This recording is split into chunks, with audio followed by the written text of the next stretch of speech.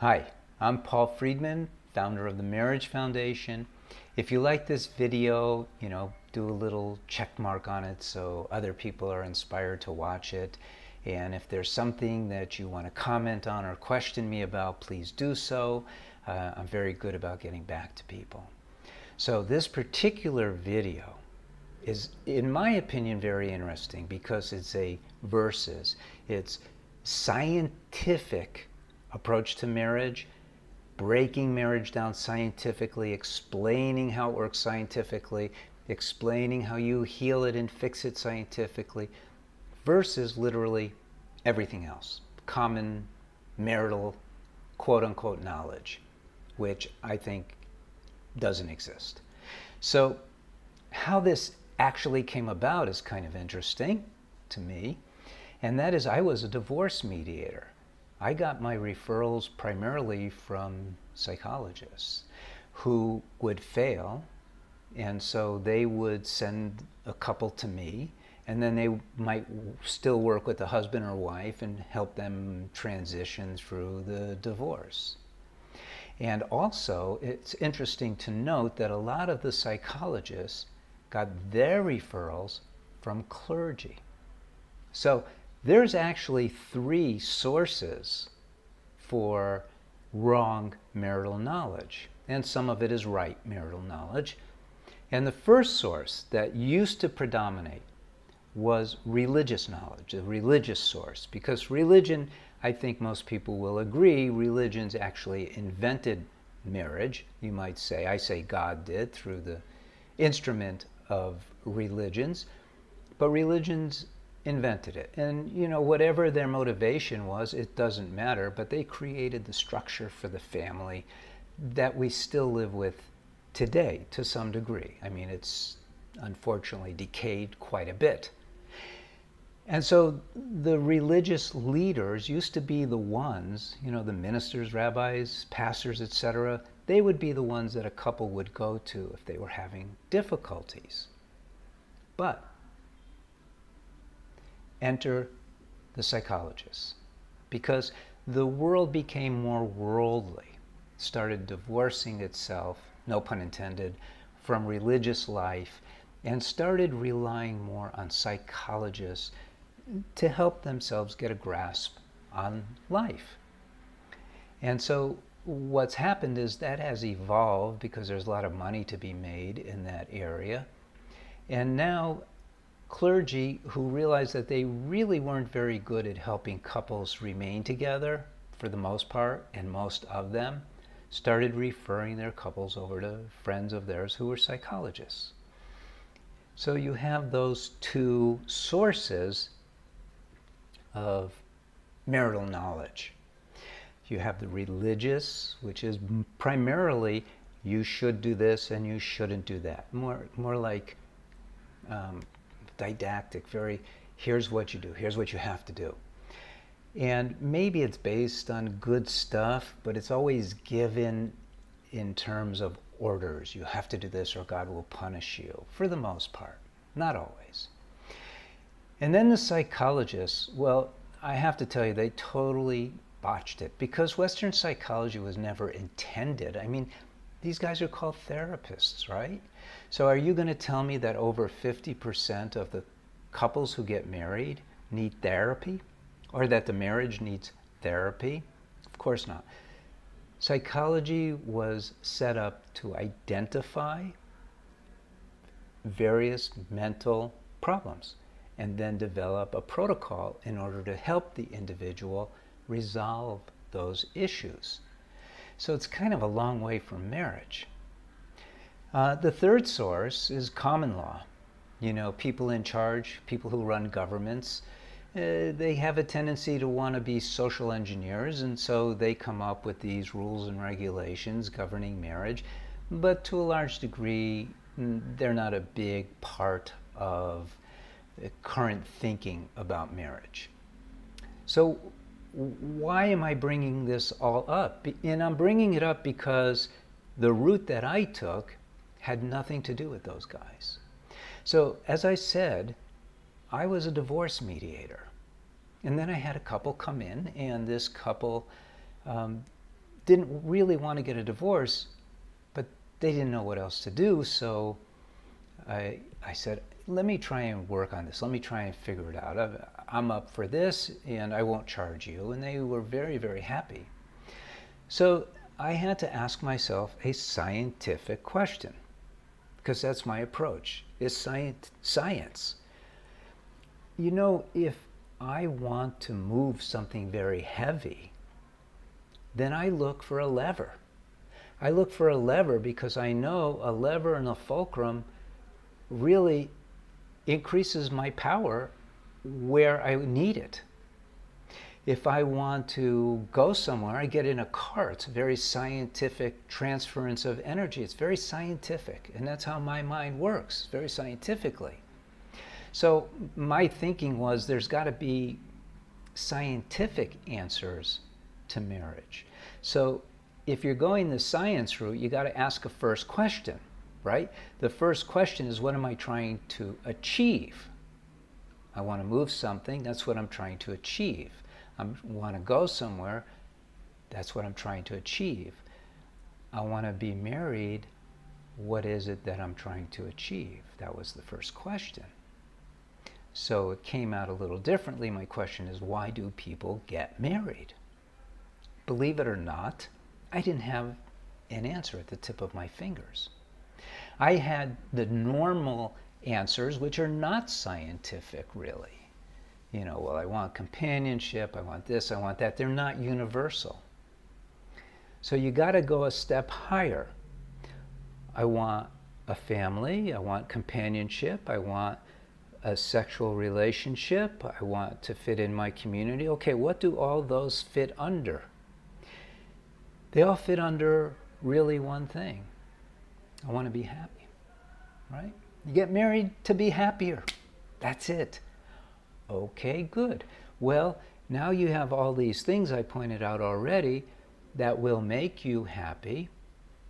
But then I thought, you know what? None of those are universal. Not everybody wants a family. Not everybody wants to fit into the community. Not everybody even wants sex. So I had to think it through again. What is scientifically applicable, which means it's universal? Okay. You've had enough time to see if you can guess. I'll tell you, love. Nobody isn't impacted positively with love. Nobody isn't made happier when they have that feeling of love. Voila, there it is. So scientifically, I just accomplished what none of these guys ever have. They've never identified specifically and succinctly why you get married and what it is that you're looking for. And by the way, the real answer, because I've taken it many, many steps beyond, is you actually get married in order to learn how to love unconditionally, because that's the epitome of love. And the process to get there is perfect within the marriage context, construct. Okay, so that's where I came to. Now, it gets more involved than that. It's not enough to say, well, that's what I want. Well, how do you achieve it? Well, then you start laying things out. And the first step is actually fairly easy. And the other programs that are out there really do go to the mission. And that is beneficial behavior versus detrimental behavior. And behavior can be broken down into three parts. There's only three kinds of behavior. There's thoughts and feelings. That's a behavior because you have free will. You control those. That's one. Number two are the words you say. And number three are your deeds that you perform. So it really gets simple. And you can make a real elaborate, cool program, I did, based on this basic principle. I got married to be happy. Love gives me happiness.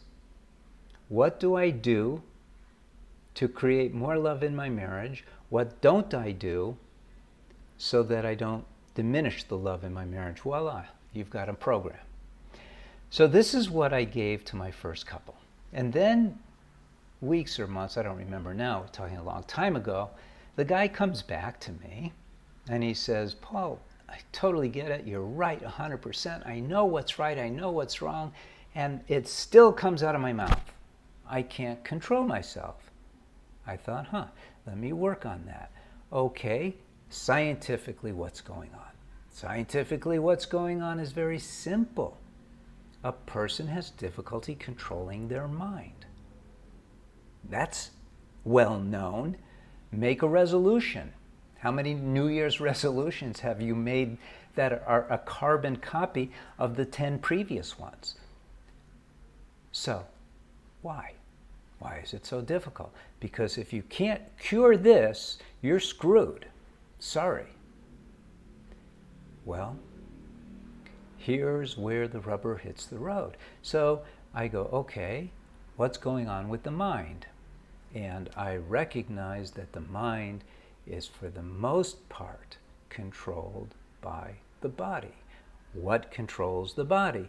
Number one, the drive to survive. Everyone knows this. So you have the drive to survive controlling the body, controlling the mind, which is controlling you.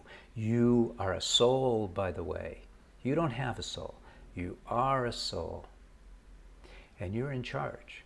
So I'm not going to get into it in this video, but there's other videos, and the course is really the best place to get this, because learning how to control your mind, I wish it were easy. In fact, I invented it's called the SO technique, stop, evaluate, act with wisdom.